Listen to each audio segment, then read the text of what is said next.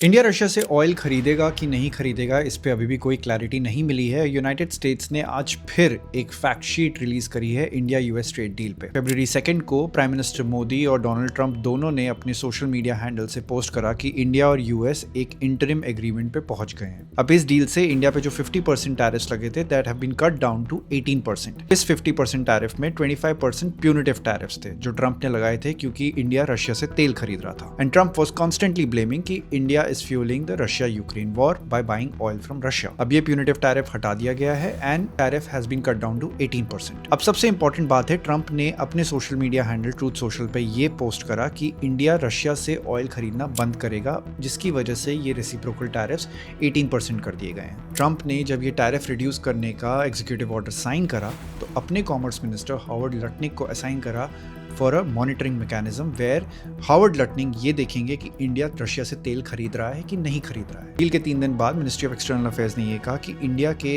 140 करोड़ लोगों की energy requirements supreme priority है और उसको पूरा करने के लिए हमें जहां से भी अपनी एनर्जी रिक्वायरमेंट्स को पूरी करना पड़ेगा, हम वो पूरी करेंगे। Ensuring the energy security of 1.4 billion Indians is the supreme priority of the government.